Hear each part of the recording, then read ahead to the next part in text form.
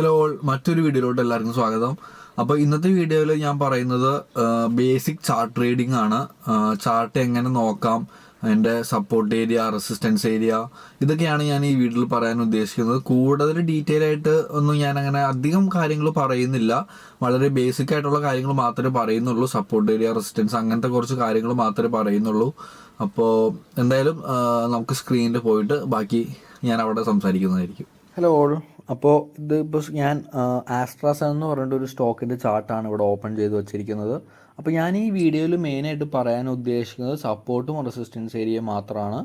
ഇതിപ്പോൾ നിങ്ങൾക്ക് ഇവിടെ നോക്കിയാൽ അറിയാം, ഇതൊരു സെല്ലിംഗ് ഏരിയ ആണ് ഞാനിവിടെ മാർക്ക് ചെയ്ത് വെച്ചിട്ടുണ്ട്. കാരണം എന്താ, ഈ സ്റ്റോക്ക് ഇവിടെ വന്ന് ഇവിടെ നല്ലൊരു സെല്ല് വന്നു.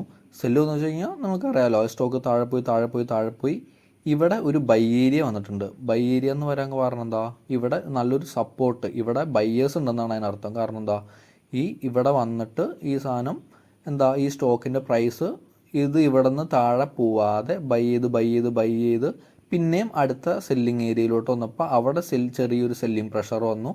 അവിടെ നിന്ന് പിന്നെയും പോയി പിന്നെയും അവിടെ ഒരു സെല്ലിംഗ് പ്രഷർ വന്നു. പിന്നെ അവിടെ പോയി ഈ ഒരു ഏരിയ, നമ്മുടെ ഈ നേരത്തെ ബൈ ഏരിയ വന്ന ലെവലിൽ വന്നപ്പോൾ എന്ത് പറ്റി, അവിടെ നല്ല ബയ്യേഴ്സ് വന്നു. പിന്നെ അത് അവിടെ നിന്ന് ഒരു റാലി നടത്തി. അപ്പോൾ അതാണ് സപ്പോർട്ട് എന്ന് പറയുന്നത്. ഇത് റെസിസ്റ്റൻസ്. പിന്നെ നമ്മളിനി അടുത്തത് പറയാൻ പോകുന്നത് റെസിസ്റ്റൻസ് ബ്രേക്ക് ഔട്ടിനെ പറ്റിയാണ്. റെസിസ്റ്റൻസ് ബ്രേക്ക് ഔട്ട് എന്ന് വെച്ച് കഴിഞ്ഞാൽ നമ്മൾ ഈ സെല്ലിംഗ് ഏരിയ കണ്ടല്ലോ, അതിനെ ബ്രേക്ക് ചെയ്ത് മുകളിലോട്ട് പോകുന്നതിനെയാണ് റെസിസ്റ്റൻസ് ബ്രേക്ക് ഔട്ട് എന്ന് പറയുന്നത്. അപ്പോൾ ഈ ക്യാൻഡിൽ ഇതിവിടെ ബ്രേക്ക് ഔട്ടായപ്പോൾ എന്ത് പറ്റി, ഇത്രയും നാളത്തെ ബ്രേക്ക് ഔട്ടാണ് ഇവിടെ പോയത്. അത് കഴിഞ്ഞിട്ട് നമുക്കിവിടെ നോക്കിയറിയാം നല്ലൊരു റാലി നടന്നിട്ടുണ്ട്. ആ റെസിസ്റ്റൻസ് ബ്രേക്ക് ഔട്ടായപ്പോൾ എന്ത് പറ്റി, അത് ഹൈ പോയി. അതുകൊണ്ട് അവിടെ പുതിയൊരു റെസിസ്റ്റൻസ് വന്നു.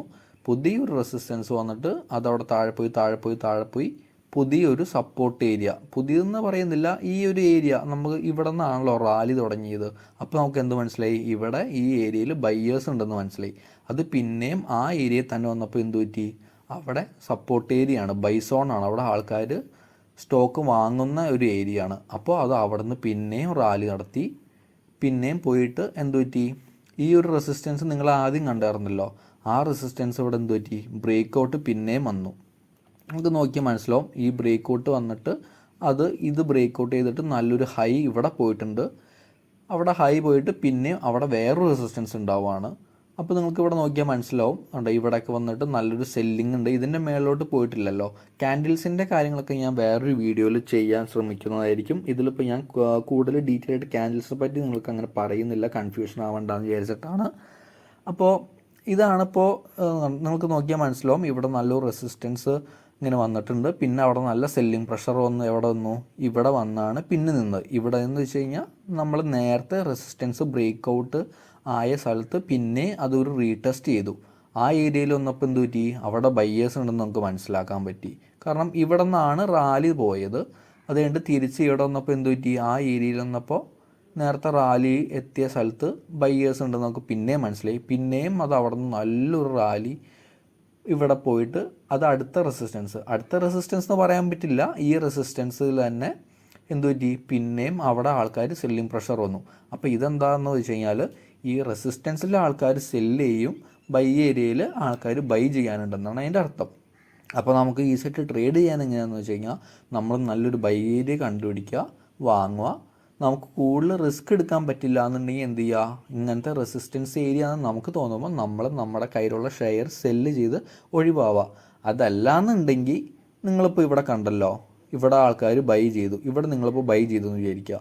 നിങ്ങൾക്ക് വേണമെങ്കിൽ ഇവിടെ ബൈ ചെയ്തിട്ട് ഇവിടെ സെല്ല് ചെയ്യാം. നിങ്ങൾക്ക് ഒരുപാട് റിസ്ക് എടുക്കാൻ പറ്റില്ല എന്നുണ്ടെങ്കിൽ. അതല്ല, നിങ്ങൾ റെസിസ്റ്റൻസ് ബ്രേക്ക് ഔട്ട് ആയാലും വേറൊരു ഡിപ്പ് വന്നാലും എനിക്ക് വെയിറ്റ് ചെയ്യാം, കുഴപ്പമൊന്നുമില്ല എന്നുണ്ടെങ്കിൽ എന്ത് ചെയ്യാം, നിങ്ങൾക്ക് ആ സ്റ്റോക്ക് ഹോൾഡ് ചെയ്യാം. അങ്ങനെയാണെങ്കിൽ നിങ്ങൾക്ക് ഈ റാലി ഫുള്ള് കിട്ടും. അപ്പോൾ അത് ലോങ് ടേം ട്രേഡേഴ്സിന് ഇത് ആക്ച്വലി ഇങ്ങനെ ചെയ്യുന്നതിന് കുഴപ്പമില്ല. നിങ്ങളിപ്പോൾ ഷോർട്ട് ടേമിലോട്ടാണ്, കുറച്ച് നാളത്തേക്ക് എമർജൻസി ഫണ്ടോ അല്ലെങ്കിൽ ഒരാഴ്ചയൊക്കെ മാർക്കറ്റിൽ പൈസ ഇടാമെന്ന് വിചാരിച്ച് വരുന്നവരാണെങ്കിൽ എന്ത് ചെയ്യുക, മാക്സിമം സപ്പോർട്ടിൽ മേടിച്ചിട്ട് റെസിസ്റ്റൻസിൽ സെല്ല് ചെയ്ത് പോവുക. അല്ലെങ്കിൽ എന്ത് പറ്റും, അല്ലെങ്കിൽ ചിലപ്പോൾ പിന്നെയും നിങ്ങളിപ്പോൾ ഇവിടെ ബൈ ചെയ്തു എന്ന് വിചാരിച്ചോ, നമുക്ക് ഇത്രയും പ്രോഫിറ്റ് വന്നു, നിങ്ങളത് കൊടുക്കാതെ റെസിസ്റ്റൻസിൽ കൊടുക്കാതിരുന്നെങ്കിൽ എന്ത് പറ്റും, പിന്നെ അത് പോയി നിങ്ങൾ മേടിച്ച ഏരിയയിൽ തന്നെ വന്നു.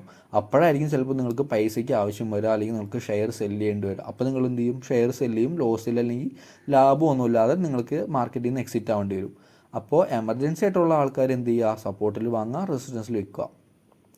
അപ്പോൾ അതാണ് ഇപ്പോൾ ഇതിൽ ഈ ഒരു ഏരിയ അങ്ങനെയാണ്. അപ്പോൾ നമുക്ക് മനസ്സിലായി ഇവിടെ ഒരു ബൈ ഏരിയ വന്നപ്പോൾ എന്ത് പറ്റി? ഇവിടെ പിന്നെയും ബയ്യേഴ്സ് വന്നു.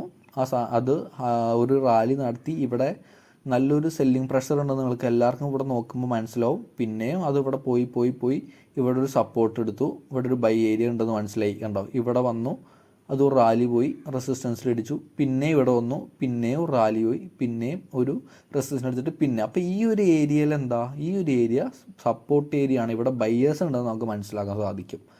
അപ്പോൾ അത് കഴിഞ്ഞിട്ട് എന്ത് പറ്റി? അത് കഴിഞ്ഞിട്ട് ഇവിടെ നിന്ന് പിന്നെയും നെക്സ്റ്റ് നല്ലൊരു റാലി പോയിട്ടുണ്ട്. ആ റാലി പോയിട്ട് പുതിയൊരു റെസിസ്റ്റൻസ് ഇവിടെ ക്രിയേറ്റ് ആവുകയാണ്. നമുക്ക് കാണുമ്പോൾ അറിയാം. കാരണം എന്താ? ഇവിടെ വെച്ചിട്ട് സെല്ലിങ് നടക്കുകയാണ്. ഇവിടെ വെച്ച് സെല്ലിംഗ് പ്രഷർ വന്നിട്ട് ഈ 3 ദിവസം കഴിഞ്ഞ ആഴ്ചയിലെ 3 ദിവസം ഇവിടെ ഇങ്ങനെ 3 ദിവസമായിട്ട് അടുപ്പിച്ച് ഫാൾ ചെയ്ത് കാണാം. ഇവിടെ ഫാൾ ആയിട്ട് എന്ത് പറ്റി? ഇവിടെ നല്ലൊരു ബൈ ഏരിയ സോൺ വന്നു എന്ന് നമുക്കിപ്പോൾ ഇവിടെ നോക്കിയാൽ മനസ്സിലാവും. കാരണം എന്താ? ഇവിടെ ബൈ ഏരിയ സോൺ വന്നു നമുക്ക് മനസ്സിലാക്കാൻ കാരണം എന്താണെന്ന് വെച്ച് കഴിഞ്ഞാൽ, ഈ റെസിസ്റ്റൻസ് നിങ്ങൾ കണ്ടല്ലോ, ഈ റെസിസ്റ്റൻസ് ഒരു സപ്പോർട്ടായിട്ട് ആക്ട് ചെയ്യും അടുത്ത പ്രാവശ്യം. എന്ന് വെച്ച് കഴിഞ്ഞാൽ ഈ ഒരു റെസിസ്റ്റൻസ് നിങ്ങൾ കണ്ടല്ലോ, ഇവിടെയൊക്കെ ഇതൊക്കെ റെസിസ്റ്റൻസ് ആണ്. ഈ റെസിസ്റ്റൻസ്, ഈ ലൈൻ നമുക്ക് ഇങ്ങനെ നോക്കിക്കഴിഞ്ഞാൽ എന്താ? ഇവിടെ ഒരു ബൈ ഏരിയ, ഇവിടെ ആ റെസിസ്റ്റൻസ് ബ്രേക്ക് ഔട്ട് ആയ സ്ഥലത്ത്, റെസിസ്റ്റൻസിൻ്റെ സമയത്ത് അവിടെ ഓൾറെഡി ഇപ്പോൾ ബയ്യേഴ്സ് ഉണ്ടെന്ന് നമുക്ക് മനസ്സിലാക്കാൻ സാധിക്കും. അപ്പോൾ നമുക്കിപ്പോൾ ഇവിടെ നോക്കി ആ റാലി കണ്ടാൽ മനസ്സിലാവും നല്ലൊരു ബയ്യേഴ്സ് ഇവിടെ ഉണ്ടെന്ന്. ഇനി അടുത്തത് എന്താ? പിന്നെ നമ്മുടെ ഇവിടുത്തെ റെസിസ്റ്റൻസ് ഇതുവരെ ബ്രേക്ക് ഔട്ട് ആയിട്ടില്ല. നിങ്ങൾക്ക് നോക്കിയാൽ മനസ്സിലാവും ഇവിടെ നല്ലൊരു സെല്ലിംഗ് ഉണ്ട്. കാരണം കണ്ടോ? ഇവിടെ റെസിസ്റ്റൻസ് ഉണ്ട്. അവിടെ നിന്ന് സെല്ല് ചെയ്ത് താഴെ പോയി. ഇവിടെ ബയ്യേഴ്സ് വന്നു. അതുകൊണ്ട് ഇവിടെ വന്നു. ഇവിടെയും നല്ല സെല്ലിങ് വന്നു. ഇവിടെ ലാസ്റ്റ് നല്ലൊരു സെല്ലിങ് വന്നിട്ടും അതും റെഡിലാണ് ക്ലോസ് ആയിരിക്കുന്നത്. റെഡിൽ മീൻസ് അത് അന്നത്തെ ദിവസം ലോസിലാണ് ക്ലോസ് ആയിരിക്കുന്നത്.